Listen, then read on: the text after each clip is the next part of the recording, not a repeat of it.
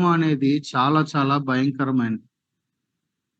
ఎలాగైతే జబ్బు ముదురుతా ఉన్నప్పుడు ఈ కోవిడ్ ఎన్ని రకాల రూపాలు మార్చుకుందో, మనం అనుకుంటాము నా లైఫ్‌లో ఈ గర్వం లేదులే. దీన్ని నేను చాలా చక్కగా డీల్ చేసి దీన్ని నోరు మూయించేశాను అని అనుకునే లోపు అది మన లైఫ్‌లో ఏం చేస్తదంటే ఇంకొక ఏరియాలో ఇంకొక రూపంలోనికి మారి నేనున్నాను అని చూపిస్తా ఉంటది. సో, దీంతో మనము ఎప్పటికప్పుడు డీల్ చేయాల్సినటువంటి అవసరత ఖచ్చితంగా ఉంది. అసలా వేటిని బట్టి గర్వించేటువంటి ఛాన్స్ ఉంది మనకి ఇన్ జనరల్‌గా మాట్లాడితే. ఏమ్మా? జ్ఞానం. నాకెంత తెలుసో తెలుసా? అసలు నువ్వు నాకు చెప్తావేంటి? నువ్వు నాకు చెప్తావేంటి? నాకు చాలా తెలుసు. నీకంటే ఎక్కువ నాకు తెలుసు బైబిల్. నేను నీకంటే ఎక్కువ చదివాను. లేదా నీకంటే ముందు నేను బిలీవర్‌ని. ఇది అనేక రకములైనటువంటి రూపాల్లో ఉండే అవకాశం ఉంది. పర్టిక్యులర్‌గా మనం నిర్గమాకాండం దగ్గరికి వద్దాం రండి. ఇప్పుడు అవన్నీ మనం చదవం గాని జస్ట్ నిర్గమాకాండము 8, 9, 8-12 అధ్యాయాల్లో గనుక మనం చూస్తే జరిగినటువంటి సంఘటనలు ఒకసారి గుర్తు చేసుకుంటే మోషేని దేవుడు వాళ్ళ దగ్గరికి పంపించాడు. ఎవరి దగ్గరికి? ఫరో దగ్గరికి. పంపించి నా ప్రజలు నన్ను ఆరాధించినట్లుగా వాళ్ళని పోనివ్వు అన్నాడు. పోనివ్వు అంటే ఈయన పోనిచ్చాడా? సమస్య ఏంటంటే అక్కడ గర్వం. ఆఫ్టర్ ఆల్ నువ్వు కూడా ఒక హెబ్రీయుడివి. ఆళ్ళు నా దగ్గర పనోళ్ళు లేకపోతే బానిసలు. ఆ బానిసల దేవుడు వాళ్ళని పోనిమ్మంటే నేను పోనీయాలా? ఇప్పుడు ఇక్కడ ఉన్నటువంటి ప్రాముఖ్యమైన సమస్య ఏంటి? గర్వము. గర్వము. కాబట్టి దేవుడు అక్కడ 10 తెగుళ్లను తీసుకొని రావటం మనం చూస్తాం. ఏంటా తెగుళ్ళు? ఏంటా తెగుళ్ళు? ముందు స్టార్టింగ్ లో జరిగిందేంటి? కర్ర పాముగా అయ్యింది. అదేమి సూచక్రియ కాదు.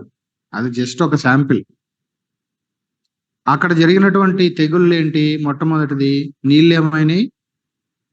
రక్తంగా మారినాయి. ఆ తర్వాత రెండవది ఏంటి? కప్పలు. మూడవది ఏంటి? ఫ్లీస్. ఫ్లీస్ అంటే ఏమంటాం దాన్ని? పేలు. నాలుగవది ఏంటి? ఈగలు. ఆ తర్వాత చూసిందేంటి? పశువులకి ఏమొచ్చినాయి? రకరకాల బాధాకరమైనటువంటి పరిస్థితులు వచ్చినాయి. తర్వాత ఏమొచ్చినాయి? ఆరవది మనుష్యులకి ఒళ్ళంతా దద్దుర్లు వచ్చేసి ఎలర్జీస్ వచ్చినాయి. ఏడవది ఏంటి? బయటికి వెళ్తే చాలు నెత్తి డామ్ అని పగులుతుంది. ఎందుకు? వడగండ్లు పడుతున్నాయి. ఇక ఎనిమిదవది ఏంటి? మిడతలు. ఇంకా తొమ్మిదవది ఏంటి? 3 days ఆ దేశం అంతా కూడా సూర్యుడు లేడు, మొత్తం చీకటి. ఇక చివరిదేంటి? 10వది ఆ యొక్క ఐగుప్తు దేశంలో ఉన్నటువంటి ప్రతి కుటుంబంలో కూడా ఏం జరిగింది? జ్యేష్ఠులు అనగా పెద్దవాళ్ళు పిల్లలైనటువంటి వారిలో ఫస్ట్ పుట్టిన తొలి సంతానం అంతా కూడా చనిపోవటం అనేది మనం చూస్తాం. సో ఇక్కడ ఐగుప్తీయులకి ఇంత గర్వం దేనికి? ఈ 10 తెగుల దగ్గర నుంచి మనం కొన్ని విషయాలను ఆలోచించడానికి ప్రయత్నిద్దాం. వీళ్ళకి ఎందుకు గర్వము? ఫరోకి గాని లేకపోతే ఐగుప్తు ప్రజలకు గాని what is the source of their pride? ఒకవేళ నేను గర్వించినా నువ్వు గర్వించినా మనం గర్వించడానికి వెనక ఒక సోర్స్ అనేది మనకు ఉంటది, ఆధారం అనేది ఉంటది. ఏదో ఒక దాన్ని బేస్ చేసుకొని మనం అతిశయిస్తూ ఉంటాం. ఆ సోర్స్ ఏంటనేది మనం జాగ్రత్తగా పట్టుకోగలిగితే, దాన్ని మనం డీల్ చేయగలిగితే నిజంగా ధన్యులమే. అర్థమైందా? ఇప్పుడు మందు దేనికి వేయాలి? కోవిడ్ టైంలో మందు కోవిడ్కి వేయాలి, అవునా? ముక్కు గారుతుందని సిట్రజిన్ వేసి, గొంతు ఇబ్బందిగా ఉందని అజిత్రమైసిన్ వేసి, నీరసంగా ఉందని ఇంకేదో చేసి, నొప్పిగుందని పెయిన్ కిల్లర్ వేసి, ఒక్కోదానికి ఒక్కొక్క మందు వేస్తే ఇది ఎప్పటికి తేలేది? అసలు సమస్య ఏంటో దానికి మందేస్తే ఈ సిమ్టమ్స్ అన్ని ఆటోమేటిక్ గా తగ్గుతాయి. మనందరి లైఫ్ లో కూడా ఈ సోర్స్ ని పట్టుకోవటం అనేది అంత ఈజీ టాస్క్ ఏం కాదు. అంత మాత్రం చేత అసాధ్యమేం కాదు. సాధ్యమే. సాధ్యమే. సో ఇక్కడ జరిగినటువంటి మొట్టమొదటి ఇదేంటి, తెగులు ఏంటి అని చెప్పుకున్నాం, నీళ్లు రక్తంగా మారటం. సో ఈ వాటర్ అనేది దేనికి ఉపయోగపడుతుంది జనరల్ గా? వాళ్ళు తాగడానికి కావచ్చు, వాళ్ళ యొక్క అనుదిన అవసరతలు, గిన్నెలు కడుక్కోవడానికో, బట్టలు ఉతుక్కోవడానికో, లేకపోతే వాళ్ళు స్నానాలు చేయడానికో, తాగడానికో. అన్నిటికంటే ప్రాముఖ్యంగా ఏ దేశము యొక్క ఆర్థిక పరిస్థితి దేని మీద డిపెండ్ అయి ఉంటది? అక్కడ ఉన్నటువంటి వాటర్ సోర్సెస్ అనేవి వెరీ వెరీ చాలా ఇంపార్టెంట్. కాబట్టి వీళ్ళకి ఏంటి, వీళ్ళ గర్వానికి ఒక సోర్స్ ఏంటంటే, వాళ్ళకి ఏముంది ఇంతకీ? ఈజిప్ట్ లో ఏ నది ఉంది? మోషేని ఏ నదిలో వదిలిపెట్టారు? నైల్ నది. ఏంటో తెలుసా? ప్రపంచంలో ఎన్నో పెద్ద నది అది. ఇంతకుముందు చెప్పుకున్నాం ఇప్పుడు. ప్రపంచంలో పెద్ద నదులు 2 ఉన్నాయి, చాలా పెద్దవి. ఒకటి అమెజాను, మరొకటి నైల్. ఇప్పుడు కృష్ణా ఉందనుకోండి, అది కొన్ని జిల్లాలు, ఇదిగా గోదావరి ఉందనుకో, కొన్ని రాష్ట్రాల గుండా వెళ్తుంది. కొన్నేమో కొన్ని జిల్లాల గుండా వెళ్తున్నాయి, కొన్ని నదులేమో కొన్ని రాష్ట్రాల మీద పారుతుంటే, ఈ అమెజాన్, నైల్ అనేటువంటి ఈ 2 నదులు మాత్రం కొన్ని దేశాల మీద పారుతున్నాయి. అంత పెద్ద నదులు ఇవి. సో ఐగుప్తీయులకు ఉన్నటువంటి వన్ ఆఫ్ ది వాళ్ళ ప్రైడ్ కి ఒక కారణం ఏంటి, వాళ్ళ గర్వానికి సోర్స్ ఏంటంటే, వాళ్ళకు ఉన్నటువంటి వాటర్ రిసోర్స్. మా దగ్గర ఏముంది? నైల్ నది ఉంది. ఏమనుకుంటున్నావు? కాబట్టి విస్తారముగా పంటలు పండిస్తాం, విస్తారముగా ఇది చేస్తాం, అది చేస్తాం. ఇప్పుడు వాటర్ సోర్స్ ఎక్కువ ఉన్న దగ్గర భూమి కూడా ఎలాగుంటది? జనరల్ గానే కొంచెం సారవంతంగా ఉంటది. ఎందుకంటే ఆల్రెడీ గ్రౌండ్ వాటర్ కూడా ఎక్కువగా ఉంటాయి కాబట్టి కొంచెం సారం అనేది భూమిలో మనం గమనించవచ్చు. కాబట్టి అక్కడ ఇది సారవంతమైన భూమి ఉంది, నీళ్లు పారే దేశం కాబట్టి అక్కడ పంటలు సమృద్ధిగా ఉండి ఆహారానికి కొదువు లేదు. దీనికి ఒక క్లాసిక్ ఎగ్జాంపుల్ ఆదికాండం 41లో మనం చూస్తాం. యోసేపు టైంలో అన్ని చోట్ల కరువు వచ్చి ఆహారం లేక అలమటిస్తుంటే ఆహారం ఎక్కడుంది?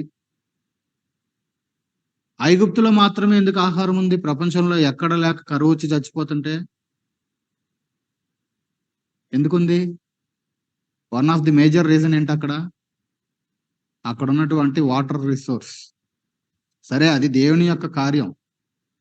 ఆ కరువు అనేది ఈయనకు ఆ దర్శనము, యోసేపుకి ఆ దర్శనమేమో ఆ కళభావాన్ని చెప్పటము, ఆ కళ ఏమో ఫరోనికి ఇవ్వటము, ఆ కళభావాన్ని ఈయనకు తెలియజేయటము, ఈయన అక్కడ అధికారం అవ్వటం, ఇదంతా కూడా దేవుని యొక్క ప్రణాళిక. కాబట్టి వీళ్ళ యొక్క అతిశయానికి, వీళ్ళ గర్వానికి ఒక కారణం ఏంటండి అంటే, వాళ్ళకున్నటువంటి పంటలను బట్టి, వాళ్ళకున్నటువంటి ఆహారమును బట్టి, వాళ్ళకున్నటువంటి నీటిని బట్టి, వాటర్ రిసోర్స్ని బట్టి వీళ్ళకి అతిశయము.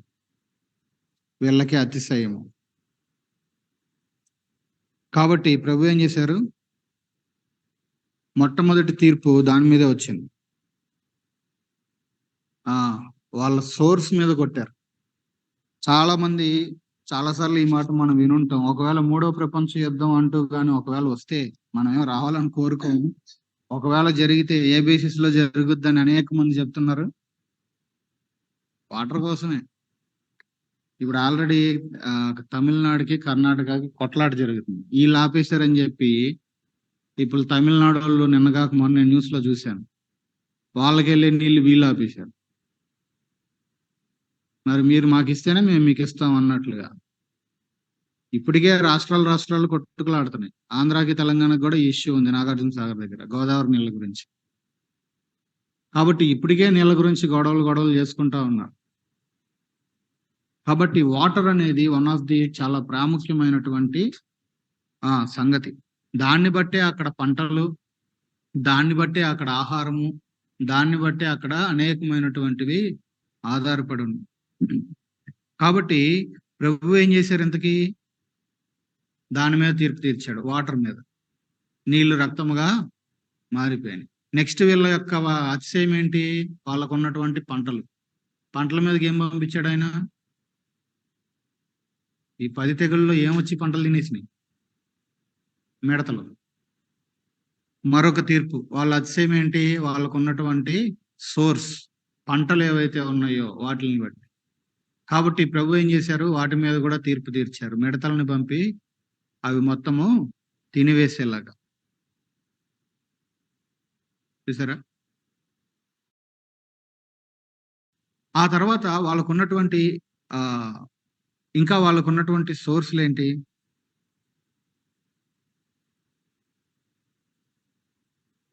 ఒకసారి యెహెజ్కేలు 29 తీయండి. యెహెజ్కేలు గ్రంథం 29వ అధ్యాయం. త్వరగా తీయండి. యెహెజ్కేలు గ్రంథం 29వ అధ్యాయం. మొదటి నుంచి చూడండి.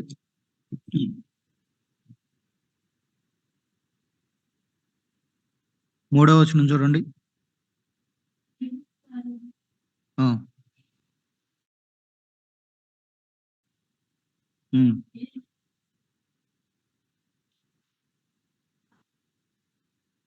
ఇప్పుడు ఫరో యొక్క గర్వం ఏంటి? నైలు నది నాది, నేనే దాన్ని కలగజేసితిని అని నీవు చెప్పుకొనుచున్నావే.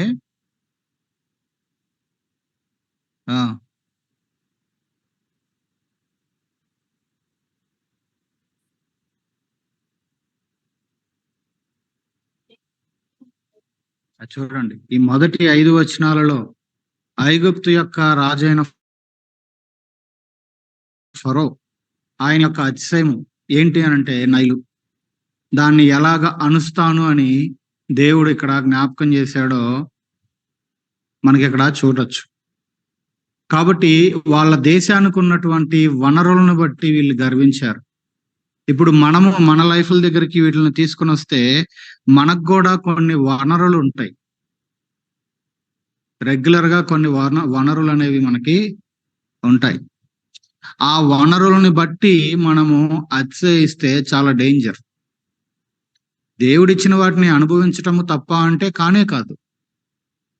కానీ మనము కలిగి ఉన్నటువంటి వనరుల్ని అనగా రిసోర్సెస్ ని బట్టి ఒకవేళ మనము అతిశయించటానికి పూనుకుంటే ఏమనుకుంటున్నావు? ఇది నా నైలు, ఎంత పెద్దదో తెలుసా ఈ నైలు, ఎంత పారుతుందో తెలుసా ఈ నైలు అని మనము ఒకవేళ మన యొక్క రిసోర్సెస్ మీదకి మన మైండ్ వెళ్ళిపోయి మనకున్నటువంటి ఆ యొక్క రిసోర్సెస్ ని ఆధారం చేసుకొని మనం అతిశయించడం స్టార్ట్ చేస్తే చాలా డేంజర్. సో అతిశయించటానికి కారణం ఏంటంటే మనకు ఉండేటువంటి వనరులు. కొంతమంది దేన్ని బట్టి అతిశయిస్తారని బైబిల్లో చదువుతాం? గుర్రములను బట్టి. నీకు తెలుసా మా దగ్గర ఏ జాతి గుర్రం ఉందో? ఈ గుర్రాన్ని వేసుకుని కానీ మేము బయలుదేరితే యుద్ధానికి అవతలోడు ఏమైపోవాలి? అయిపోవాల్సిందే. ఇంకొంతమంది రథములను బట్టి, మా యుద్ధంలో ఎన్ని రథాలు ఉన్నాయో తెలుసా? ఇనప రథాలు. అందులోను మీ ఆఫ్టర్ ఆల్ చెక్కవి ఇత్తడివి, మావి ఇనప రథాలు. కొందరేమో గుర్రములను బట్టి, కొందరేమో రథములను బట్టి, కొందరేమో రకరకాల వాటిని బట్టి అతిశయిస్తున్నారు. కానీ బైబిల్ మనకు చెప్తుంది ఏంటి? అతిశయించువాడు ప్రభువు నందే అతిశయించాలి. ప్రభువు నందు. ఇది పాత నిబంధన. న్యూ టెస్టిమెంట్ కి వచ్చేసరికి పౌలు ఇదే మాటను ఎలా రాశాడు? గలతీ పత్రిక చివరి అధ్యాయంలో, సిలువ యందు తప్ప మరి దేని యందును అతిశయించుట నాకు దూరం మగును గాక. అతిశయించడానికి రీజన్ ఉంది మనకి. దేన్ని బట్టి అతిశయము? సిలువను బట్టి అతిశయము. ఆ సిలువను బట్టి నాకు రక్షకుడు దొరికాడు. ఆ సిలువను బట్టి నాకు రక్షకుడి ప్రేమ దొరికింది. ఆ సిలువను బట్టి నాకు పాప క్షమాపణ దొరికింది. ఆ సిలువను బట్టి నాకు పరలోక రాజ్యంలోకి ఎంట్రీ దొరికింది. ఆ సిలువను బట్టి నేను దేవునికి పెద్దనైపోయాను. ఆ సిలువను బట్టి నాకు పాపం మీద జయము నేను అనుభవించగలుగుతున్నాను. ఆ సిలువను బట్టి రేపు ఆ రాజ్యంలో నేను ఉంటాను యుగాయుగములు. ఇన్ని సిలువ ద్వారా పొంది అనుభవిస్తున్న నేను మరి సిలువను బట్టి అతిశయించకుండా ఎట్లుంటాను? అతిశయించు. రైట్ ఛానల్ని బట్టి, రైట్ సంగతిని బట్టి, సరైన విషయాన్ని బట్టి అతిశయించు. అది తప్పు కాదు, అది పాపం కాదు. కానీ ఉండాల్సినటువంటి వాటి మీద నుండి మనస్సు వేరే వాటి మీదకి వెళ్ళిపోయి అనవసరమైన వాటిని ఆధారం చేసుకుని అతిశయిస్తే అది మాత్రం ఖచ్చితంగా ప్రమాదం. అర్థమైందా? కొన్నిసార్లు వ్యక్తులను బట్టి వ్యక్తులు మన రిసోర్స్ గా ఉంటారు. ఏం పర్వాలేదులే, పలానా అన్నున్నాడు, పలానా అక్క ఉంది, ఏం పర్వాలేదులే, మా ఆయన ఉన్నాడు, మా ఆవిడ ఉంది, మా అమ్మ ఉన్నాడు, మా అమ్మ ఉంది, మా నాన్న ఉన్నాడు, అంటే కొంచెం పసిపిల్ల మనస్తత్వం కలిగినప్పుడు వ్యక్తుల వైపు చూడటం అనేది ఎవరైనా చేసే పని. కానీ ఆత్మీయంగా కొద్ది కొద్దిగా ఎదుగుతున్నప్పుడు మన దృష్టి ఇక మెల్లిగా వ్యక్తుల మీద నుంచి, వనరుల మీద నుంచి ప్రభువు మీద మాత్రమే నిలిపేవారంగా తయారవుతాం. ఇది కూడా ఒక గుర్తు మనం ఎదుగుదలకి. కాబట్టి వీళ్ళకున్నటువంటి ప్రధానమైన వనరు వాటర్ కాబట్టి దాన్ని బట్టి అతిశయిస్తే దేవుడు దాన్ని రక్తంగా మార్చేశాడు. రెండవదిగా వాళ్ళకున్నటువంటి అతిశయానికి కారణం ఏంటంటే వారికి ఉన్నటువంటి పంటలు, వాళ్ళ దగ్గర అందుబాటులో ఉన్నటువంటి ఆహారం. ఇప్పటికి కూడా పంజాబ్, హర్యానా వెళ్ళండి మన దేశంలో రైతులు ఎంత ఇదిగా ఉంటారు తెలుసా? ఎందుకు? వరల్డ్ లోనే బెస్ట్ బాస్మతి రైస్ వాళ్ళు పండిస్తారు. ఇండియాలో మనం తినేదంతా ఆల్మోస్ట్ ఒక రకంగా నాసి రకమే. బెస్ట్ అంతా ఫారెన్ కి ఎక్స్పోర్ట్ చేసేస్తారు. మనం ఇదినే అబ్బా భలే ఉంది బాస్మతి అనుకుంటాం. వాళ్ళ అతిశయం ఏంటి? వరల్డ్ లోనే బెస్ట్ బాస్మతి రైస్ ప్రొడ్యూస్ చేస్తున్నాం ఏమనుకుంటున్నారు? కాబట్టి వీళ్ళకున్నటువంటి పంటలు, వీళ్ళకున్నటువంటి ఆహారము ఏదైతే ఉందో ప్రభు ఏం చేశారు? దాని మీద మరి వడగండ్ల చేత, దాని మీద మిడతల చేత ఆయన తీర్పు తీర్చారు. ఇది మరొకటి. ఆ తర్వాత ఐగుప్తు వాళ్ళకు ఉన్నటువంటి మరొక రిసోర్స్ ఏంటి? ఏ బేసిస్ లో వీళ్ళకి అతిశయం అనేది వాళ్ళకి లోపల పేరుకుపోయింది అని అంటే వాళ్ళకున్న మరొక రిసోర్స్ వాళ్ళకున్నటువంటి వైద్య పరిజ్ఞానం. ఆ రోజుల్లోనే వాళ్ళకున్నటువంటి ఏమంటారు ఈ మెడికల్ ఫెసిలిటీ ఎలాగుంది అని అంటే ఒకసారి 50వ అధ్యాయం తీయండి. ఏ పుస్తకం అని అడగద్దే, ఆదికాండం 50 మొదటి 3 వచనాలు ఒకసారి చూడండి. 50వ అధ్యాయం చదవండి. 50వ అధ్యాయం మొదటి 3 వచనాలు చదవండి.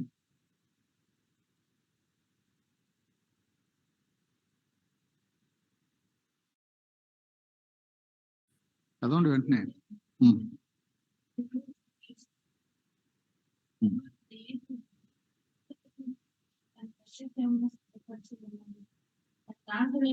తన దాసులైన వైద్యులకు ఆజ్ఞాపించెను గనుక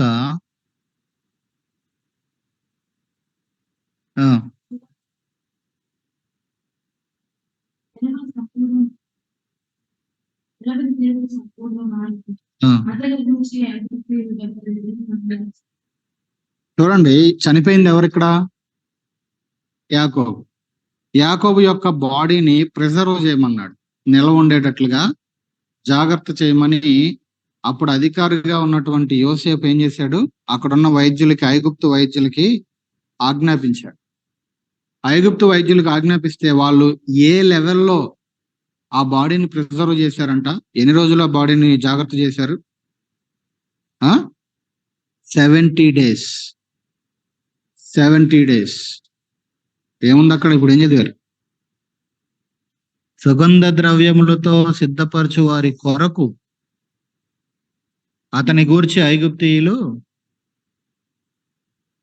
కాబట్టి ఇప్పుడు మనం జాగ్రత్తగా గమనిస్తే ఈ రోజుల్లో చనిపోయిన బాడీని ఒకవేళ ఎవరైనా వేరే దేశంలో ఉన్నారనుకోండి, కొడుకులు ఎక్కడో వేరే దేశంలో ఉద్యోగం చేస్తున్నారు అనుకుందాం. వాళ్ళు రావాలంటే సడన్ గా ఫ్లైట్ దొరకాలి, బయలుదేరాలి, రావాలి. ఎన్ని రోజులు పడుతుంది? సరే ఫ్లైట్ ఎక్కి వచ్చినా ఒక 1.5 day 2 days అనుకుందాం. ఈ 2 days ప్రిజర్వ్ చేయడానికి ఏమవుతుంది కొన్నిసార్లు అంటే ఆ రోజుల్లోనే చనిపోయినటువంటి ఒక శవాన్ని ఇంత లాంగ్ పీరియడ్ జాగ్రత్త చేసేటువంటి వైద్య పరిజ్ఞానము అప్పుడులోనే ఐగుప్తీయుల దగ్గర ఉంది. అర్థమవుతుందా? కాబట్టి ఐగుప్తు దేశంలో మంచి వైద్యులు ఉన్నారు. కాబట్టి ఆ దేహమును భద్రపరచటము, అక్కడ ఉన్నటువంటి వైద్యులకు ఉన్నటువంటి జ్ఞానము అర్థమవుతాం. కాబట్టి వీళ్ళకి ఏంటంటే వాళ్ళకు ఉన్నటువంటి జ్ఞానమును బట్టి అతిశయం. మోషే, అహరోను ఇద్దరు మొట్టమొదటిసారి ఫలో ముందు నిలబడినప్పుడు ఆ కర్ర పడేయంగానే పాము అయితే ఫరో 1 ఇంచ్ కూడా ఏ మాత్రము కూడా చలనమే లేదు. ఎందుకు? ఏయ్ ఏ పిలవండిరా మనోళ్ళని అన్నాడు. వాళ్ళు వచ్చారు. వాళ్ళ కర్రబడేస్తే అవి కూడా పాములే అయినాయి. అంటే ఈయనకేంటి ఏ మాత్రం ఇంత కూడా చలనం. ఏమనుకుంటున్నారు మీరు? మా మంత్రగాళ్ళు ఎంత గొప్పోళ్ళో తెలుసా? మా వైద్యులు ఎంత గొప్పోళ్ళో మీకు తెలుసా? మాకున్న టెక్నాలజీ ఎంత గొప్పదో మీకు తెలుసా? ఆఫ్టర్ ఆల్ ఒక కర్ర పడేసి నన్ను భయపెట్టి వీళ్ళని తీసుకెళ్ళిపోదాం అనుకుంటున్నారా నువ్వు మీ అన్న? ఇక్కడ ఏంటి ఫరోకు ఉన్నటువంటి మరొక అతిశయము? ఫరో అనే కాదు, ఐగుప్తుల యొక్క అతిశయం ఏంటి ఇక్కడ? వాళ్ళకున్నటువంటి పరిజ్ఞానము, టెక్నాలజీ. ఈ రోజుల్లో అనేకమైనటువంటి దేశాలకి లేకపోతే వ్యక్తులకి పర్టికులర్గా ఏదైనా ఒక పర్టికులర్ విషయంలో కొంచెం అవగాహన వస్తుంటే ఏమొస్తా ఉంటుంది లోపల నుంచి? బొస బొస బొస బొస బొస బొస పొంగుతా ఉంటుంది. తిన్నగా ఒక పుస్తకం చదివి ధ్యానించామనుకో, అబ్బా ఎన్ని విషయాలు నేర్చుకున్నాము అనే సంతోషం కన్నా కూడా అస్సలు నీకు తెలుసా లేవి కాండాన్ని ఇటు నుంచి అటు అసలు ఊది పడేశాను. సంతోషం వస్తుందా? అతిశయం వస్తుందా? చాలా ఇంపార్టెంట్ ఇది. కలుగుతుంది ఏంటి లోపటి నుంచి? దేవా ఎన్ని విషయాలు నాకు నేర్పించావు, ఎన్ని విషయాలు దీనిలో నుంచి చూడగలిగాము, ఇంతకుముందు ఎప్పుడూ తెలియలేదు. ఏదైనా ఒకటి జరిగిన తర్వాత మనం చెక్ చేసుకోవాలి, కలుగుతుంది ఏంటి? సంతోషం అయితే నిజంగా సంతోషించాలి. సంతోషాన్ని ఎవరు కాదంటానికి లేదు. అది సంతోషమా, అతిశయము లేదా గర్వమా అనేదే ప్రశ్న. కొన్నిసార్లు టెక్నికల్ గా కొన్ని తెలుస్తాయి. వాటిని బట్టి దేవా నాకు ఇవన్నీ నేర్పించావు, నీకు వందనాలు, నీ మయం కోసం వాడతాను. అంతే తప్ప అబ్బే ఈ తమ్ముడు కన్నా ఆయన కన్నా ఈయన కన్నా అసలు నాకు తెలుసు, నేను ఒకేసారి 3 సిస్టంలు పెట్టి చేయగలుగుతానంటే అఫ్ కోర్స్ నువ్వు చేయగలుగుతావు. నీకు ఆ కెపాసిటీ దేవుడు ఇచ్చాడు. అయితే అది అతిశయానికి కారణము కాకూడదు. ప్రభు ఇచ్చిన ప్రతిదీ అనుభవించవచ్చండి, తప్పేం కాదు. ప్రభువే కదా ఇచ్చింది మనకి. ఆయన ఇవ్వకపోతే ఆయన నుంచి వచ్చినాయి ఇవన్నీ. ఇప్పుడు ఉంటున్న ఇల్లు ఎవరిచ్చింది? అద్దిల్లో సొంత ఇల్లు పక్కన పెట్టండి, అనుభవిస్తున్నాంగా. వేసుకుంటున్న వస్త్రాలు, ఆ ఇంట్లో ఉన్న ఫెసిలిటీస్ అన్ని ప్రభు ఇచ్చినాయే కదా. సమాజంలో దొరికే రెస్పెక్ట్, అన్న అక్క పాస్టర్ గారనో లేకపోతే ఇంకొకటనో నీకు నాకు దొరుకుతున్న రెస్పెక్ట్ ఎవరిచ్చినాయి? ఇవన్నీ ప్రభు ఇచ్చినాయి. ప్రకటన 4లో చూస్తాం, ఆ 24 పెద్దలు నెత్తి మీద కిరీటాలు తీసి ఆయన సింహాసనం ముందు పడేసి బొక్కబొరలో పడ్డారు ఆయన ముందు. నీవే సమస్తమైన ఘనత, మహిమ, కీర్తి, ప్రభావములను పొందన అర్హుడవయ్యా, మేం కాదు. మాకు ఆ కుర్చీలు ఇచ్చింది నువ్వే, ఆ కుర్చీల్లో మమ్మల్ని కూర్చోబెట్టింది నువ్వే, మా నెత్తి మీద కిరీటాలు పెట్టింది నువ్వే, మహిమ, ఘనత, ప్రభావం పొందడానికి అర్హుడవు నువ్వే, మేం కాదయ్యా అని దేవుని ముందు బొక్కబొరల పడ్డారు. ఈ రోజు మనం పొంది అనుభవిస్తున్నది ఏదైనా సరే, ఈ గౌరవం కావచ్చు, ఈ పేరు కావచ్చు, లేకపోతే XYZ ఏదైనా కావచ్చు, ప్రభు మనకిచ్చింది. దాన్ని బట్టి మనం ఎప్పుడు ప్రభుకి కృతజ్ఞులమై ఉండాలి తప్ప గర్వించే వాళ్ళంగా తయారవకూడదు. అపవాదికి ఆ స్థానాన్ని, చక్కగా పాడేటువంటి ఆ గాత్రాన్ని, మంచిగా వాయించే వాయిద్యాలు వాయించేటువంటి క్యాపబిలిటీని, ఆ సౌందర్యాన్ని ఇచ్చింది ఎవరు? దేవుడే. వీడేం చేశాడు? ఆయన కుర్చీ మీద నేను కుర్చీ చేసుకుంటాను, నేను నోరు తెరిచి చెప్తుంటే కొన్ని జరుగుతున్నాయి, ఇంకా ఈయంతో నాకేం పని? ఇదే ప్రాబ్లం. అందుకనే మన యొక్క ఇన్నర్ మోస్ట్ లోకి వెళ్ళి, మన అంతరంగం లోపలికి పోయి ఎప్పటికప్పుడు మనము అనేక విషయాలు పరీక్షించుకోవాలి. కీలకమైనటువంటి వన్ ఆఫ్ ది ఏరియా ఏంటి అని అంటే గర్వం. ఇది ఒక రూపంలో నుంచి ఇంకొక రూపంలోనికి, ఒక వేరియంట్ లో నుంచి ఇంకొక వేరియంట్ లోకి మన లైఫ్ లో మారి ఉంటూనే ఉండే ప్రమాదము లేకపోలేదు. ఇక్కడ ఐగుప్తుల యొక్క సమస్య అదే. వాళ్ళకున్న రిసోర్స్ వాటర్ను బట్టి, పంటలను బట్టి, ఆహారమును బట్టి, అక్కడ ఉన్నటువంటి టెక్నాలజీని బట్టి, అక్కడ ఉన్నటువంటి మంత్రగాళ్ళ యొక్క శక్తిని బట్టి, అక్కడ ఉన్నటువంటి వైద్య పరిజ్ఞానాన్ని, వైద్యుల యొక్క జ్ఞానమును బట్టి, రకరకాల వాటిలను బట్టి వీళ్ళకేంటి? అతిశయం. ఇంకా వాళ్ళ అతిశయాలు ఏంటంటే వాళ్ళ కన్స్ట్రక్షన్స్. ఈ రోజు కూడా ప్రపంచ వింతల్లో ఒక వింత ఏంటి? ఆ 7లో పిరమిడ్. ఈ రోజుకి వింతే అది. అప్పుడులోనే వాళ్ళ యొక్క ఇంజనీర్లు ఎంత టెక్నాలజీ ఉందో చూడండి. దాన్ని రీసెర్చ్ చేయడానికి ఇప్పటికీ జియోగ్రాఫికల్ వాళ్ళకి ఇంకా అర్థం కావట్లా. వీళ్ళు ఎట కట్టారు, లోపల ఇవన్నీ ఎట్లా పెట్టారు, ఇంకా కట్టిన వాళ్ళకే తెలియాలి. అది one of the wonder in the world. కాబట్టి మనందరము కూడా ఒక్కసారి దీన్ని ఇప్పుడు మన దగ్గరికి అప్లై చేసుకుంటే ఎలాగా ఒకసారి చెప్పండి త్వరగా. కాబట్టి ఒక్కొక్క దేన్ని బట్టి అయితే వీళ్ళు అతిశయిస్తున్నారో ఒక్కొక్క దాని మీదకి ఆయన తెగుళ్ళు తీసుకొచ్చాడు. వాటర్ మీదకేమో రక్తంగా మార్చాడు, పంటల మీదకేమో మిడతలు వడగండ్లు వచ్చినాయి. వీళ్ళకున్న టెక్నాలజీ మీదకి ఏం తీసుకుని వచ్చాడు ఆయన? మీకు చాలా వైద్య పరిజ్ఞానం ఉంది కదా, నేను ఒంటి మీద గడ్డలు పుట్టిస్తాను తగ్గించండి అన్నాడు దేవుడు. ఏమైంది వీళ్ళ టెక్నాలజీ?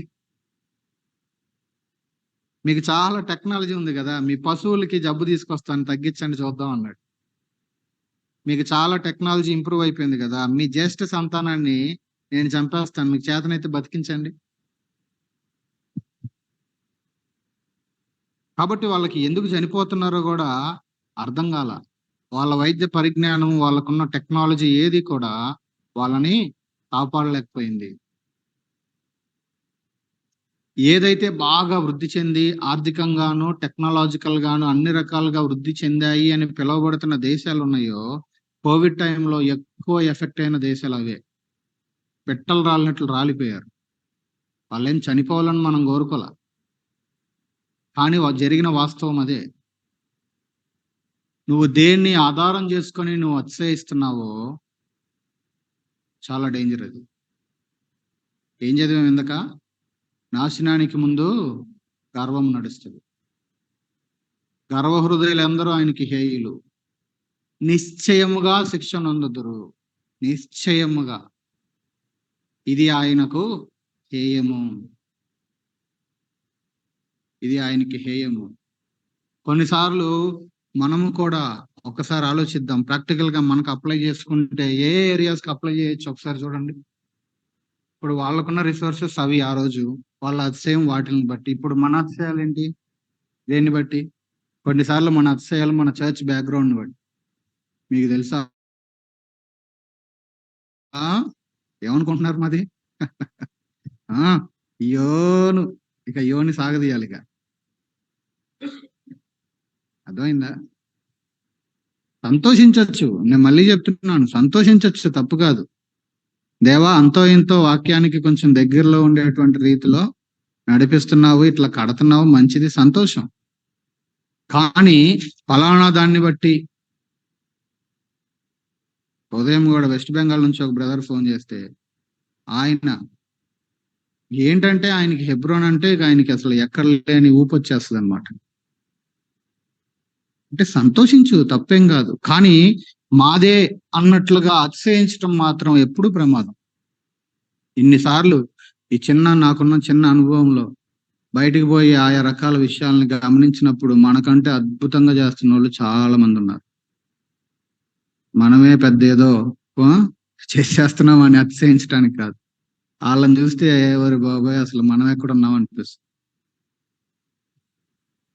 చెప్పండి, ఇంతకీ మన రిసోర్సెస్ ఏంటి మనం అతిశయించడానికి? ఒకటి చర్చ్ బ్యాక్గ్రౌండ్ అనుకుందాం, ఇంకా ఇక ఏమనుకుంటున్నావు? నిన్నగాక మనం రక్షించబడ్డాడివి. నాకు ఎంత తెలుసా వాక్యం అని. అసలు ఈ పేజీ నుంచి ఈ అట్ట నుంచి ఆ అట్ట వరకు ఎన్నిసార్లు చదివానో తెలుసా? చదువు, మంచిదే, చదివాను కాబట్టి దేవుడు ఆ వాక్యం ద్వారా నా జీవితంలో నన్ను ఇంతవరకు నడిపించుకుంటూ వచ్చాడు. చదవకపోతే పడుండేదాన్ని అని దాన్ని బట్టి సంతోషించు, కానీ అతిశయించడానికి కాదు అది. ఇంకా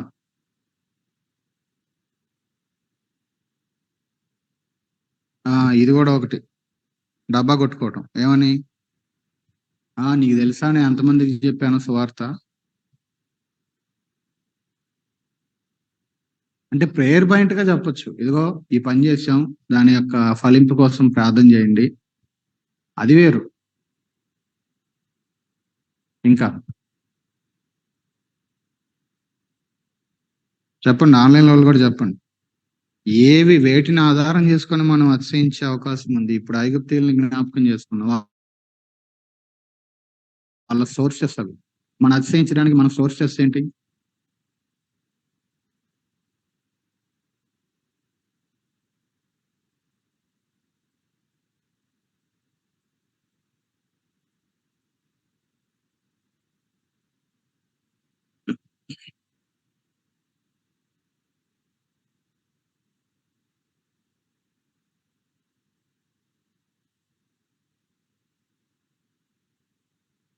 సరే, మనందరి జీవితాల్లో రకరకాల సోర్సెస్ ఉంటాయి. ఉన్నాయి, ఉంటాయి కాదు, ఉన్నాయి. వాటి విషయంలో మనం చాలా జాగ్రత్త పడవలసిన వారమై ఉన్నాం. ఏముందిలే, నువ్వు పెద్ద ఇది అయిపోయినా నాకు ఆ సోర్స్ ఉంది, పర్లేదు, నాకు నడిచిపోద్దులే అనుకుంటే నో నో నో. మన అతిశయాలు సోర్సెస్ ని బట్టి కాకూడదు. మన అతిశయము ప్రభువుని బట్టి మాత్రమే అయి ఉండాలి. ఆ విషయంలో మనం కొంచెం మెలకువగా ఉండాల్సిన అవసరత ఎంతైనా ఉంది. సోర్సెస్ ని కనుక ఒకవేళ మనము, అది వాటర్ అవ్వచ్చు, అది డబ్బు అవ్వచ్చు, లేకపోతే అది ఇంకొకటి అవ్వచ్చు. కొంతమంది అతిశయానికి రీజను వాళ్ళకున్న చదువు, మరి కొంతమందికి వాళ్ళకున్న జాబు, వాళ్ళకున్న పే, వాళ్ళకు వచ్చే శాలరీ, వాళ్ళకున్న బిజినెస్, వాట్ ఎవర్. మనము ఇవన్నీ చెయ్యొచ్చు, పాపమేమి కాదు. కానీ సంతోషిస్తున్నామా ఆ సోర్సెస్ ని బట్టి మనం గర్విస్తున్నామా అనేది ప్రశ్న. ఎందుకు? అవన్నీ ప్రభు ఇచ్చినవే. కాబట్టి వాళ్ళకున్న వనరులను బట్టి, వాళ్ళకున్న ఆహారాన్ని బట్టి, వాళ్ళకున్న జ్ఞానాన్ని బట్టి గర్వించారు. ఫలితముగా ఏం చేశారు? తెగుళ్ళు చూశారు, తీర్పులు చూశారు, ఏం చేయలేకపోయారు. ఈ రోజుల్లో కూడా చూడండి, ప్రపంచంలో కొంచెం వరల్డ్ న్యూస్ మనం గమనిస్తే ఇవే జరుగుతా ఉన్నాయి. అనేక దేశాలు గర్విస్తా ఉన్నాయి. వాళ్ళ మీదకి వస్తున్నటువంటి తెగుళ్ళను అందుకే ప్రభుత్వాలు కట్టడి చేయలేకపోతా ఉన్నాయి. కొన్ని న్యాచురల్ కెలామిటీస్ వస్తా ఉన్నాయి, ఆర్థిక మాంద్యాలు వస్తా ఉన్నాయి. ఇవన్నీ కూడా రీజన్స్ ఏంటి? రీజన్ ఏంటి? చివరిగా ఈ మాట చదవండి. యెషయా గ్రంథం 2వ అధ్యాయంలో ఒక మాట చదవండి. 11వ వచనం అనుకుంటా, 11, 12 ఉంటది.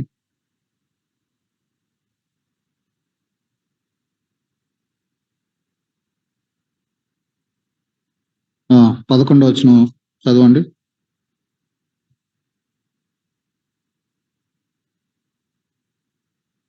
నరుల అహంకార దృష్టి తగ్గింపబడును, మనుష్యుల గర్వము అణగద్రొక్కబడును. ఆ దినమున యెహోవా మాత్రమే ఘనత వహించును. యథార్థంగా ప్రభువుకు చెప్పుకోవాలి, ప్రభువా, మా అహంకారము, మా గర్వము అణగద్రొక్కబడాలి. ఎక్కడైతే గర్వం ఉంటుందో అక్కడ ప్రభువుని కనపరచం. గర్వం ఉన్న దగ్గర మనల్ని మనం చూపించుకునే ప్రయత్నమే జరుగుతుంది. కాబట్టి ఆటోమేటిక్ గా అక్కడ ప్రభువుని కనపరిచేది ఏమి ఉండదు. కాబట్టి యెహోవా మాత్రమే ఘనత వహించును అని అంటున్నాడు. యెహోవా మాత్రమే ఘనత వహించును. అదే మాట మళ్ళీ అదే అధ్యాయము 17వ వచనంలో కూడా ఉంది. సేమ్ రిపీట్ అవుతుంది. చాలండి, అదే వచనం మళ్ళీ రిపీట్ అవుతుంది. కాబట్టి ఏంటి? మన లైఫ్ లో కూడా ప్రభు ఇచ్చిన రిసోర్సెస్ ని అనుభవిద్దాం, సంతోషిద్దాం, కానీ అతిశయించద్దు. సిలువను బట్టి, ప్రభువును బట్టి కాకుండా ఏ ఇతరాత్ర వాటిని బట్టి మనము గర్విస్తా ఉన్నాం. మన గర్వానికి సోర్స్ ఏంటి? దయచేసి మనం ఈ విషయంలో ఎప్పటికప్పుడు జాగ్రత్త పడాల్సిన వారమే ఉన్నాం. ప్రార్థన చేసుకుందాం. ప్రార్థన చేసుకుందాం.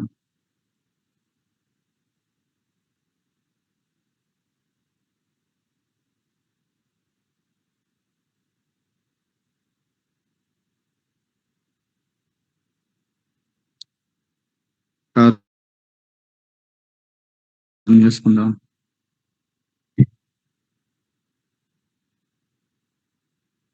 ఏముంది ప్రభు అతిశయించడానికి?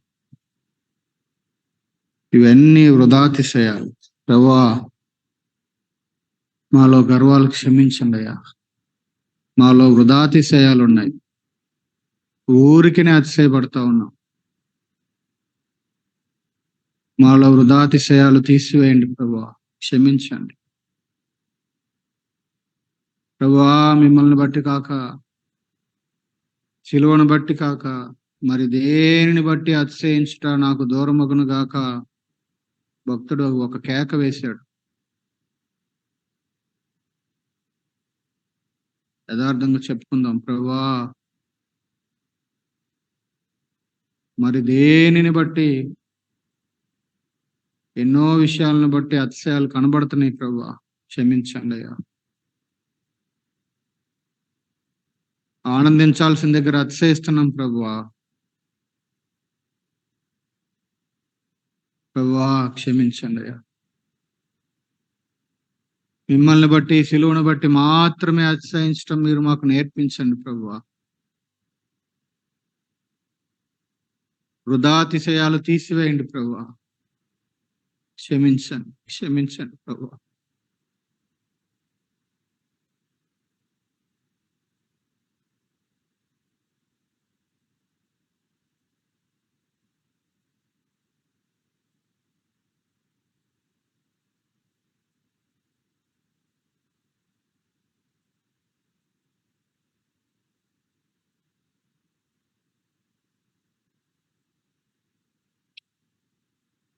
ఎన్నోసార్లు మా గర్వముల చేత మీకు మహిమ రాకుండా చేసిన సందర్భాలు అయ్యో మాకు జ్ఞాపకం వస్తా ఉన్నాయి ప్రభువా, క్షమించండి.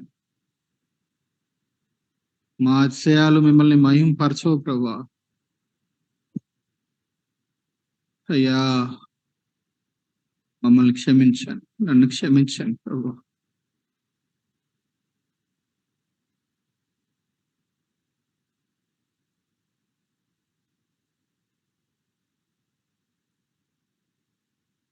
ఫరో కలిగినటువంటి, ఐగుప్తీయులు కలిగినటువంటి ఆ రకమైన అతిశయాలు కనబడుతున్నాయి ప్రభువా. ప్రభువా క్షమించండి.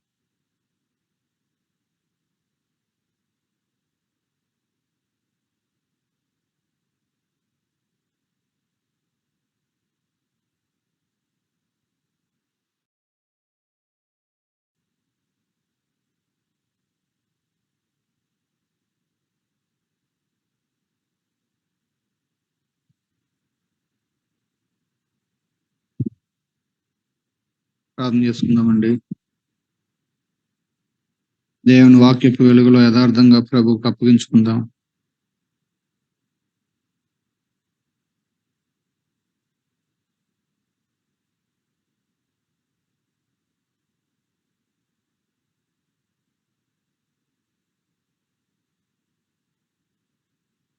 రండి మరి ప్రార్థన చేద్దాం. చేయండి, ఒకరు చేయండి, ప్రార్థన చేద్దాం.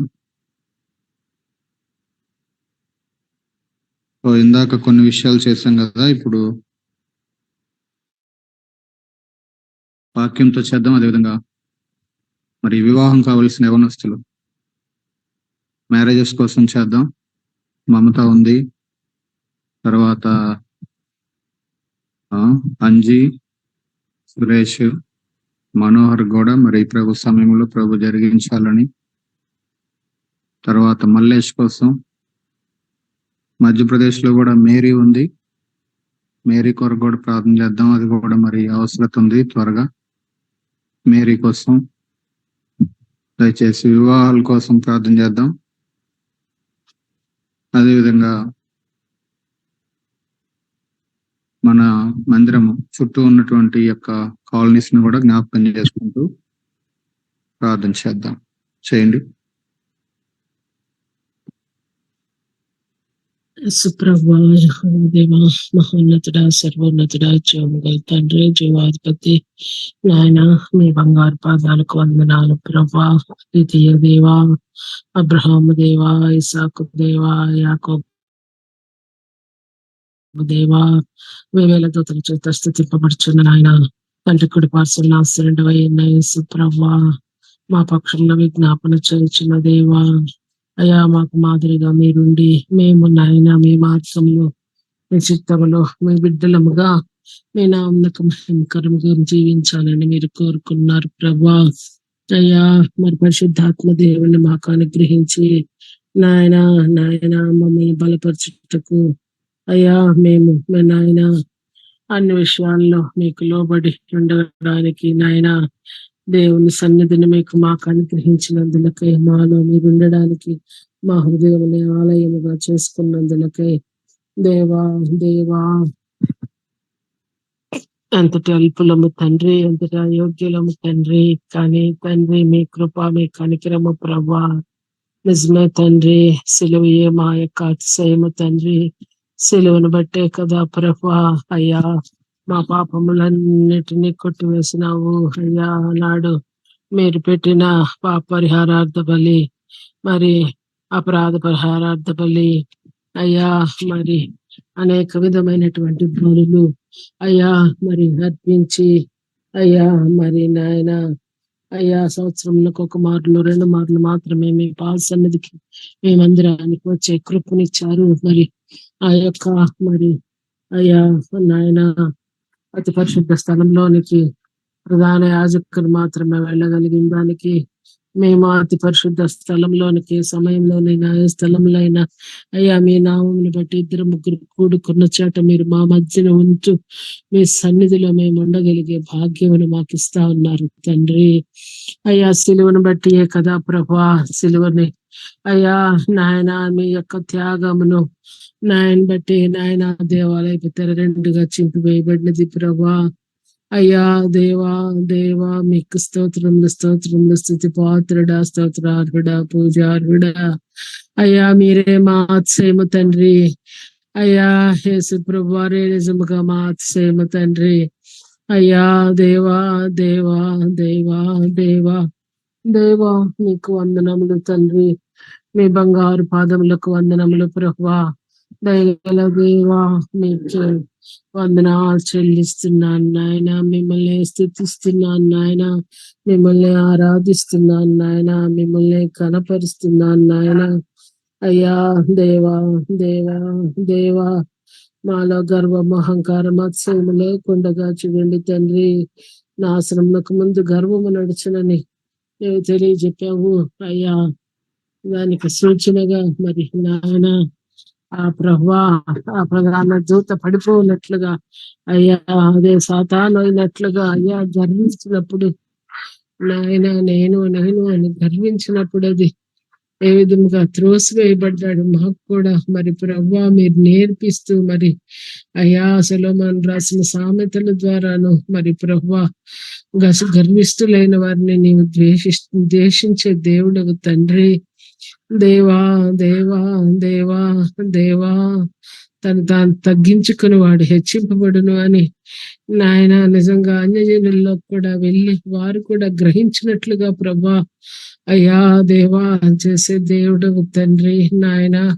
మేము మీ బిడ్డలమ్మ మా ప్రభా, మేము మీ బిడ్డలమ్మ తండ్రి. మీరే మా ఆశ్రయము తండ్రి, మీరే మా ఆశ్రయము తండ్రి, మీరే మా దుర్గము తండ్రి, మీరే మా హమును ప్రభా. మిమ్మల్ని బట్టే మేము అయ్యా దేవదేవునికి బిడ్డలముగా కుమారులముగా ఉచితమైన మీ కృప ద్వారా మీ కృపాసనం నద్దుకు రావడానికి మొర్ర పెట్టుకోవడానికి కేవలము నా యొక్క మా యొక్క అయ్యా నాయన అయ్యా మా యొక్క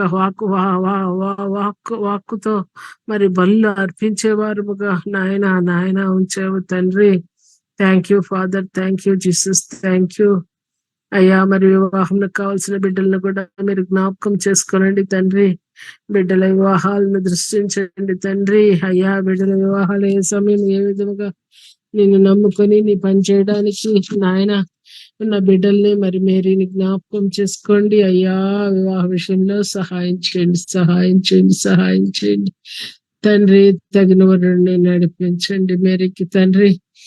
దేవా దేవా నాయన అక్కడ సాల్మన్ కూడా జ్ఞాపకం చేసుకోండి. మరి ఇప్పుడు అక్కడ లేడేమో కానీ అయ్యా సాల్మన్ కూడా మీ కృపలో మీ దయలో జ్ఞాపకం చేసుకోండి తండ్రి నాయన నాయన అయ్యా. ప్రియాని జ్ఞాపకం చేసుకోండి అయ్యా. దేవా దయగల దేవా కృపగల దేవా అయ్యా అయ్యా అయ్యా అయ్యా కనికరించండి అయ్యా. మీ గొప్ప కార్యాలు జరిగించండి మమతా వివాహ విషయంలో సహాయం చేయండి అయ్యా. దేవా దేవా దేవా సమతాన్ని జ్ఞాపకం చేసుకోండి తండ్రి.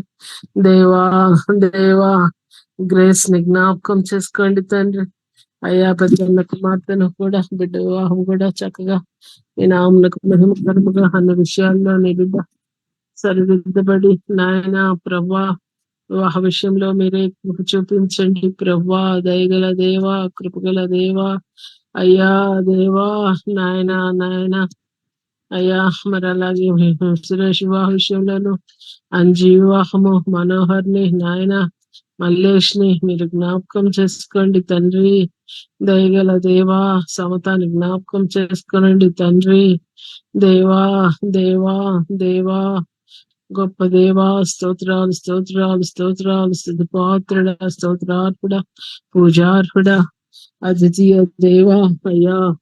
స్తోత్రాలు నా రక్షణకర్త అయిన దేవా. స్తోత్రాలు నాయన, స్తోత్రాలు ప్రభా. దేవా దేవా మీకే వందనాలు తండ్రి. బిడ్డల వివాహాలను మీరు కనికరించండి తండ్రి. నాయన సరైన భాగస్వాముల వారికి దయచేయండి అయ్యా. మనుషులను బట్టి కాక మీరే ముందుకు నడిపించండి తండ్రి. కృప చూపించండి తండ్రి, దయ చూపించండి తండ్రి. సహాయం చేయండి, సహాయం చేయండి ప్రభా. దేవా దేవా దేవా దేవా దేవా దేవా దేవా దేవా. స్తోత్రాలు స్తోత్రాలు స్తోత్రాలు. స్థుతి పాత్రుడ, స్తోత్రార్హుడా అయ్యా. మీ పాదం చింత పెడతా ఉన్నాం అయ్యా. మీ గొప్ప కార్యాలు జరిగించమని వేడుకుంటా ఉన్నాము తండ్రి. నాయన నాయన నాయన అయ్యా. మందిరంలో చుట్టుపక్కల ఉన్న వారందరూ వాళ్ళని మరి బిల్డింగ్స్ తో మరి అపార్ట్మెంట్స్ ఇండివిజువల్స్ తో నింపబడతా ఉన్నాయి అయ్యా. అయ్యా మరి నిజం ఎరిగే వారిని నాయన లేపండి ప్రభా. అయ్యా అయ్యా అయ్యా. సత్యముని తెలుసుకున్న వారిని లేపండి ప్రభా. మందిరంలోకి వెళ్ళలేకుండా ఉన్న వారిని జ్ఞాపకం చేసుకోండి నాయన. మందిరానికి నడిపించండి నాయన. అనేకులు మిమ్మల్ని వెంబడించలాగున అయ్యా. అనేకులము అందరము మీరు అక్కడికి సిద్ధపడలాగున అయ్యా. మా పోకైతే ఎప్పుడో తెలియదు, మీరు అక్కడ ఎప్పుడో తెలియదు.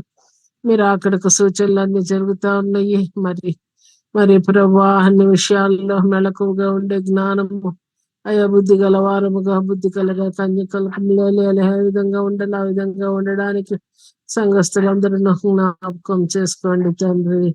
దేవా మీకే వందనాలు చెల్లిస్తా ఉన్నాను నాయన.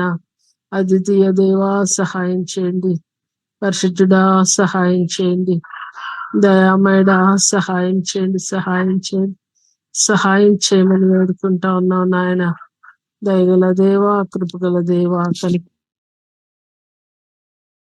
దేవా, మిమ్మల్ని స్తుతిస్తూ ఆరాధిస్తూ ఘనపరుస్తూ యేసునామములో ఈ ప్రార్థన స్తుతించి అడిగి వేడుకొంచున్నాము తండ్రి. ఆమేన్.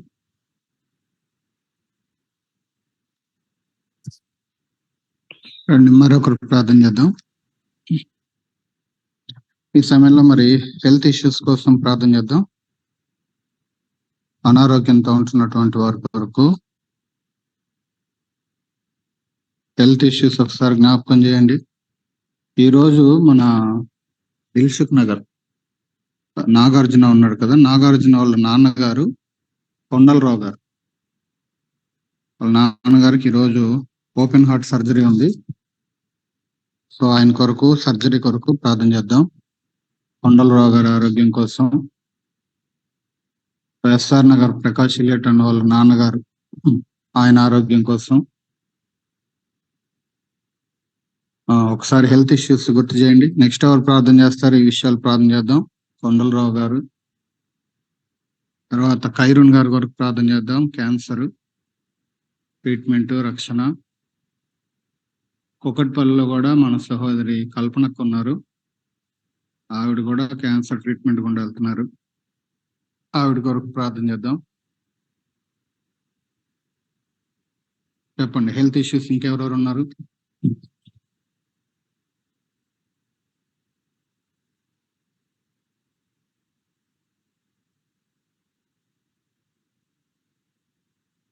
ఎంత?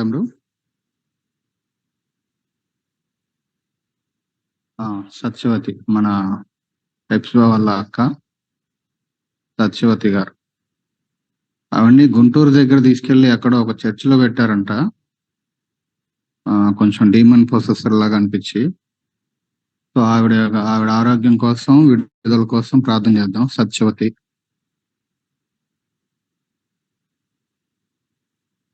మనోహర్ కోసం కూడా ప్రార్థన చేద్దాం, కంప్లీట్ గా రికవర్ అవటానికి. తర్వాత ఈ ఏం పేరు మర్చిపోయాను, రత్నకుమార్ ఆంటీకి ఆ మడాల నొప్పులు అంట, నుంచోలేకపోతున్నాం అంటున్నారు. రత్నకుమార్ ఆంటీ కోసం. తర్వాత చక్రవర్తి ఆ లెగ్ పెయిన్ కోసం ప్రార్థన చేద్దాం. శామ్ కోసం ప్రార్థన చేద్దాం, మాటలు ప్రాపర్ గా రావటానికి, వయసుకు తగిన గ్రోత్ కోసం. గ్లోరీ యొక్క మానసిక స్వస్థత కోసం ప్రార్థన చేద్దాం. ఇంకేమున్నాయండి హెల్త్ ఇష్యూస్?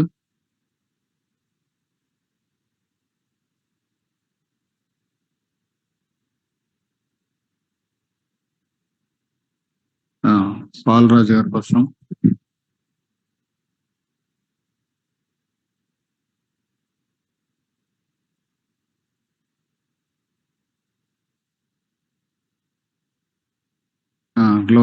గ్లోరీ ఆంటీ మరి క్యాట్రాక్ట్ సర్జరీ కోసం ప్రార్థన చేద్దాం.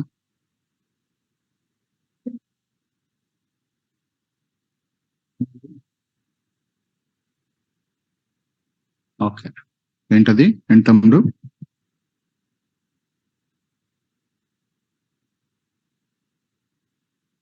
కరెక్ట్, రాజేశ్వరి. ఆవిడ కొరకు కూడా ప్రార్థన చేద్దాం. రాజేశ్వరి రెగ్యులర్ గా మందిరానికి రావటానికి, దేవుని గురించి తెలుసు, రక్షణ నిశ్చయత, బాప్తిజాలకు రావాలి. రాజేశ్వరి ఆమె కొరకు ప్రార్థన చేద్దాం.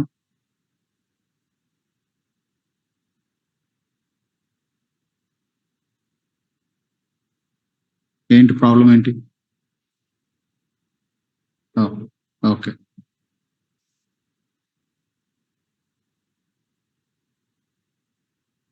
ఓకే.